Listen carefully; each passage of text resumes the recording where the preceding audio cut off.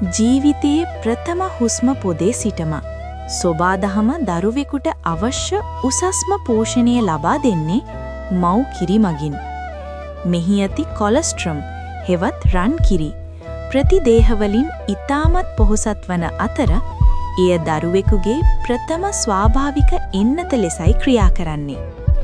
මව් කිරි මගින් දරුවාගේ ප්‍රතිශක්තිකරණ පද්ධතිය ශක්තිමත් කරමින් ආසාදන බැක්ටීරියා සහ වෛරස් වලින් දරුවාව ආරක්ෂා කරනවා.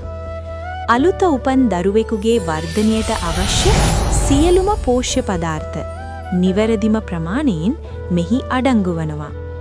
විශේෂයෙන්ම මෙහි ඇති DHA සහ අත්‍යවශ්‍ය මේද අම්ල මොළයේ වර්ධනයට සහ දරුවාගේ බුද්ධි වර්ධනයට විශාල සහායක් ලබා දෙනවා.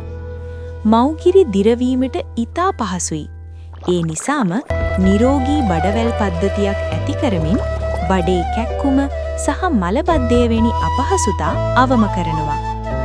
මව්කිරි ලබා දෙන දරුවන්ට ආසාත්මිකතා, ඇදුම සහ තරබාරුකම ඇතිවීමේ අවදානම ඉතා අඩු බවයි වෛද්‍ය පර්යේෂණ පෙන්වා දෙන්නේ.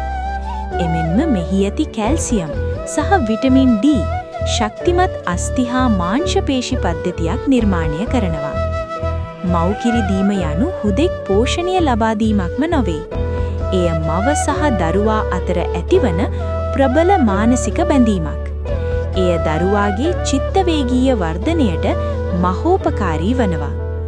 දරුවාගේ වෙනස් වන අවශ්‍යතාවලට අනුව මෙහි උෂ්ණත්වය සහ සංයුතිය ස්වාභාවිකවම හැඩගැසෙනවා.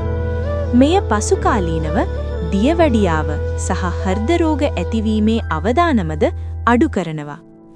අවසාන වශයෙන් කිවහොත් මව්කිරි යනු ආහාරයක් පමණක්ම නොවේ. එය දරුවෙකුට ලැබෙන ආරක්ෂාව, ආදරය සහ ජීවිතයම වනවා.